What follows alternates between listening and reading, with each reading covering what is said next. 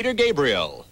Gabriel was in town playing to a packed house at Maple Leaf Gardens. His latest LP is at number 6 on the album chart, and his single, Games Without Frontiers, is rapidly becoming a hit. It's interesting to note that when he released this new album, his American record company dropped him like a hot potato, hinting that he was committing commercial suicide. Well, I think initially I knew they didn't like it. They sent someone over, an A&R person, who, other than attempting to encourage me to make one track sound like the Doobie Brothers, didn't really like the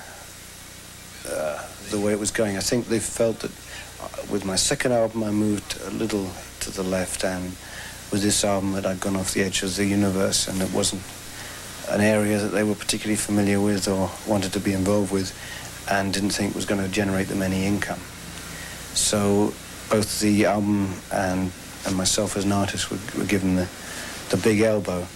So, which, I mean, I thought they would just put it out and not bother with it. But it's fine with me, because if they don't want to work it, then maybe someone else can. And then the album, particularly in Europe, has done very well. So that's been somewhat encouraging. And in fact, I think Atlantic did try and buy it back again. So there's a certain amount of self-satisfaction from that. What point have you reached now with this new album? The main thing for me was just I spent some time reappraising all the way that I wrote the stuff. Normally I write things, chords, melodies first, and the lyrics are sort of on a separate parallel course. And this time I tried rhythm first. I've been given a little rhythm box, which is fairly simple, and any mindless idiot can operate it.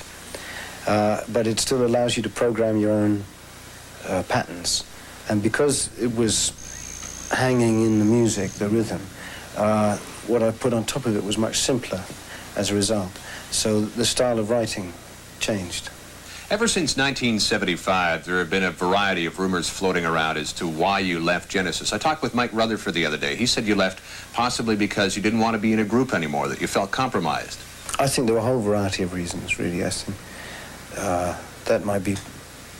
that would be one way of looking at it. Personally, I didn't like what I felt I was becoming in that role, and I did feel that the thing itself, because of its success, was becoming a little more conservative. You know, now if I want to do something which appears stupid or unnecessarily dangerous or risky to the other people I work with, I'm entitled to do it because it's fundamentally my thing which I'm putting at risk.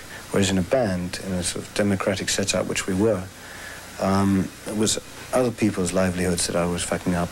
What's the concept behind the song Games Without Frontiers?